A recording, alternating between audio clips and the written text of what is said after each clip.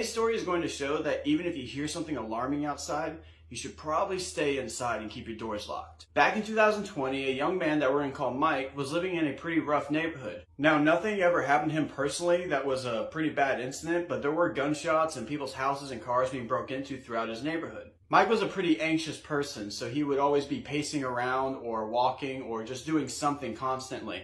And on one night, he was walking around studying, pacing by his front door. And at one point, he stopped and leaned up against his front door while he was still continuing to study. And while he was looking down at his book, he noticed that his doorknob started to turn. When Mike saw the doorknob turn, he immediately looked at the deadbolt to make sure that it was in fact locked. And it was, and he breathed a sigh of relief.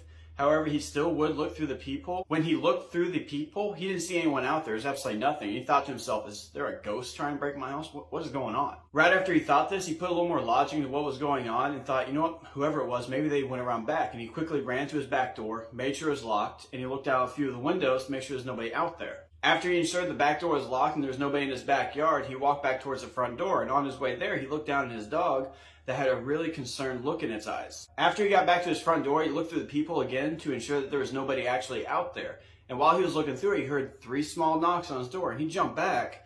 He was like, what is going on? There is nobody out there. And then he went back to the door, looked through the peephole once more, and when he did that, he actually noticed a small girl, about 3 years old or so, standing just off his porch between the 2 bushes that led up to his front door. After he noticed the girl, he heard the small voice say, "Let me in." After discovering the girl, and then hearing her talk to him through the door, he decided to cover his mouth so that way he could try and make his breathing a little bit quieter. While he was looking through the peephole at this little girl still, he noticed that she seemed to turn towards one of the bushes and say, "Okay," which made him think that there was somebody on the other side of the bush that was telling her what to do. Right after Mike noticed this, the little girl would walk back up to the door again, try the handle, and then said, please help me." Now, Mike's uncle, who was a cop, had told him a story where there was 2 home intruders that were breaking into various houses that actually used the little girl to get people to open the doors.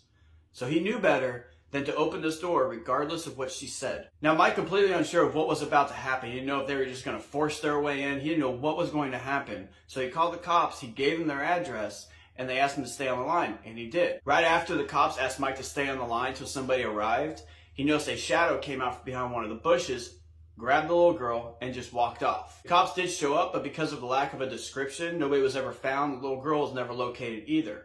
Now, Mike no longer lives in this neighborhood, and he has not had another experience like this happen since.